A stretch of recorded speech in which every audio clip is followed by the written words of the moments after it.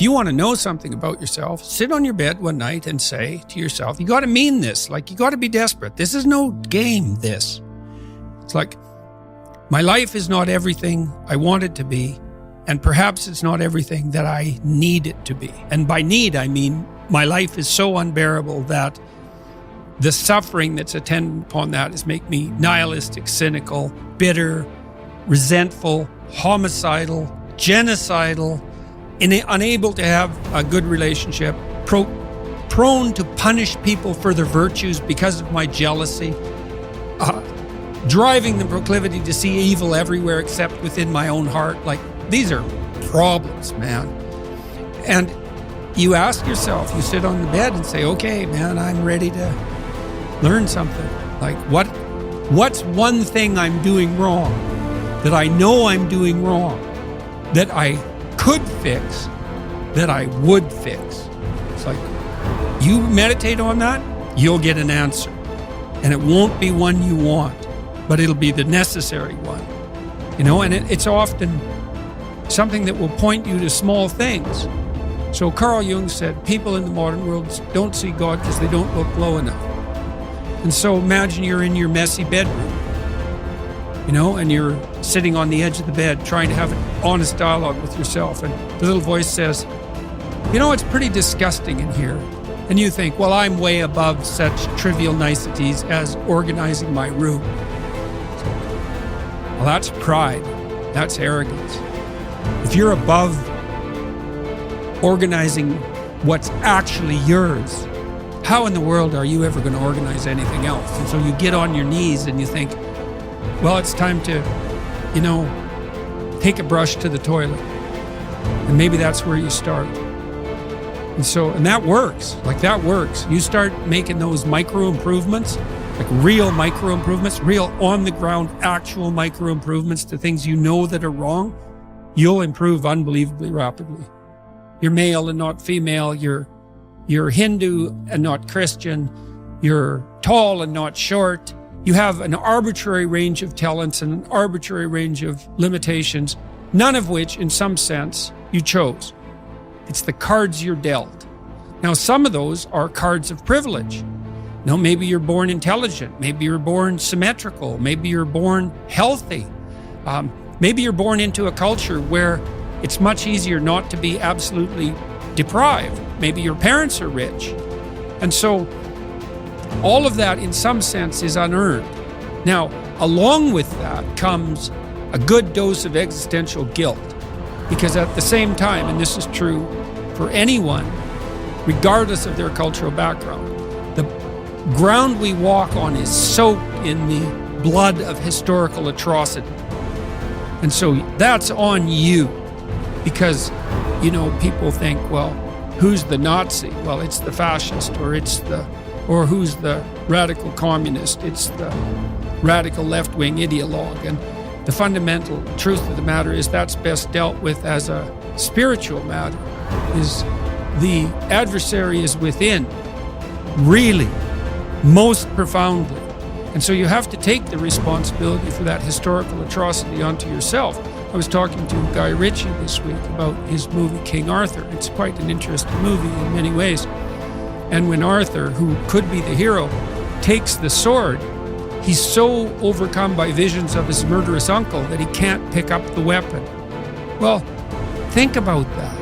Now, you have weapons at your disposal, but they've been used by your murderous uncle. Like, dare you wield them? And the answer is, maybe it's easy just to leave the sword on the ground because you do want to be responsible for atrocities going forward, and don't think you couldn't be, and don't think you might not enjoy it. And so, the way you pay for your privilege is with your virtue. I mean that most particularly.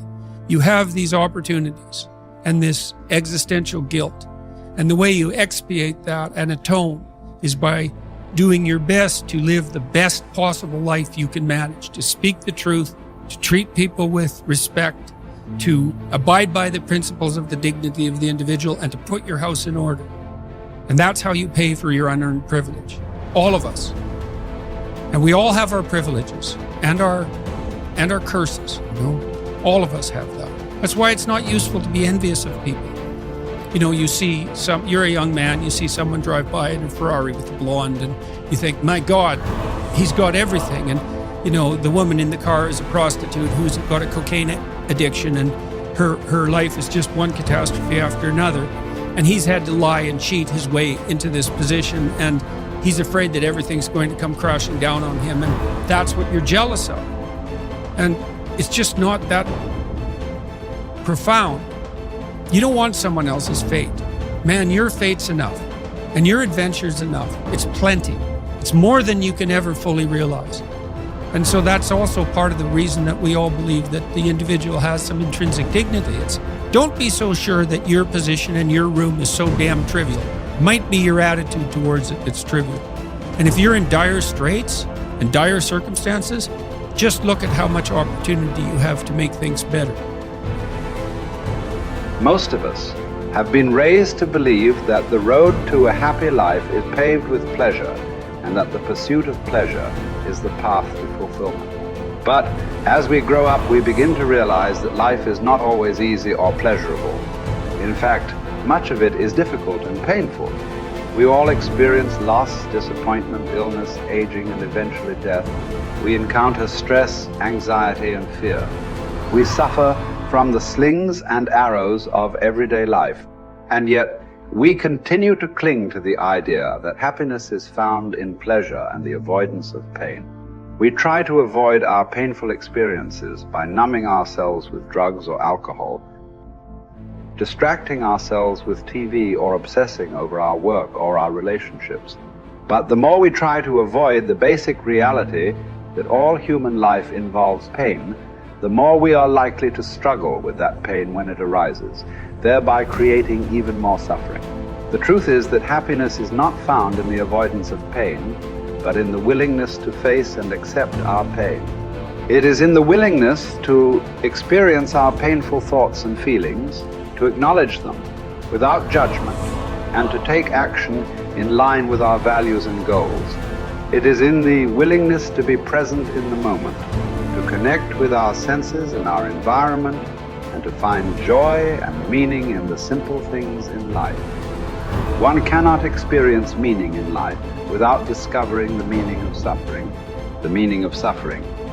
Unavoidable and inescapable suffering alone, of course, can be the deepest possible meaning. The art of being human is learning how to deal with those painful moments. These moments require an attitude of inner willingness to suffer, while remaining in touch spiritually with one's own extended dimension. When this inner struggle becomes calm, one can experience how the lower somatic and psychological dimensions influence the higher spiritual dimension, but do not produce or cause it. One can discover despair despite success and fulfillment despite failure. The pessimist resembles a man who observes with fear and sadness that his wall calendar, from which he daily tears a sheet, grows thinner with each passing day. On the other hand, the person who attacks the problems of life actively is like a man who removes each successive leaf from his calendar and files it neatly and carefully away with its predecessors after first having jotted down a few diary notes on the back. He can reflect with pride and joy on all the richness set down in these notes, on all the life he has already lived to the fullest. What will it matter to him if he notices that he is growing old?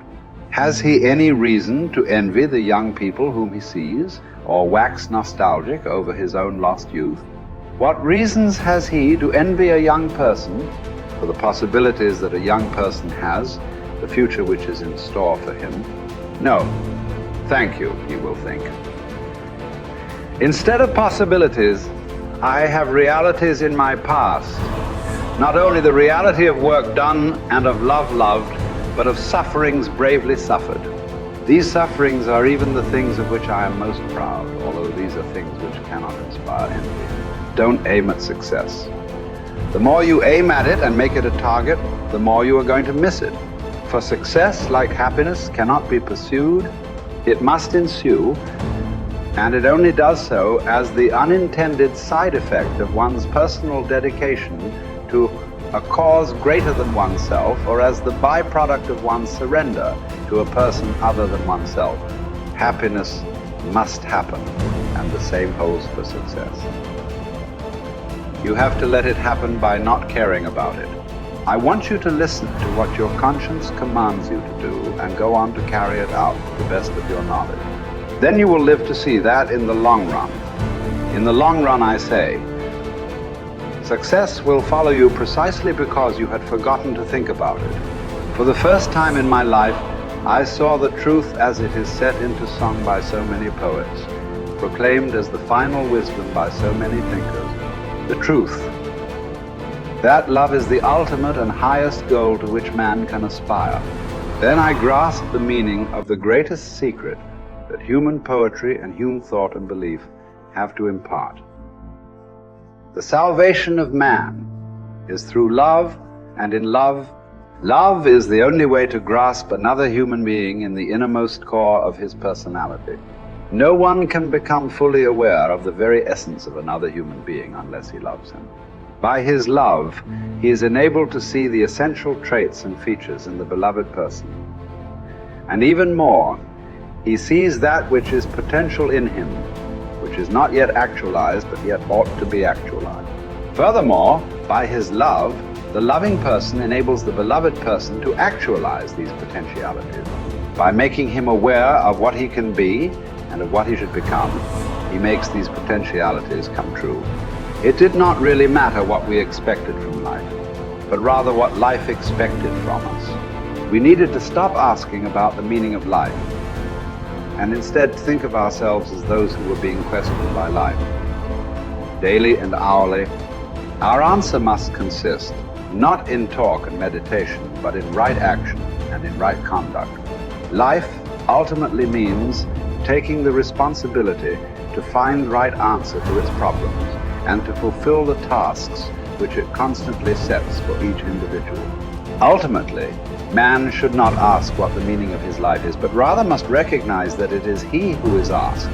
In a word, each man is questioned by life, and he can only answer to life by answering for his own life. To life he can only respond by being responsible.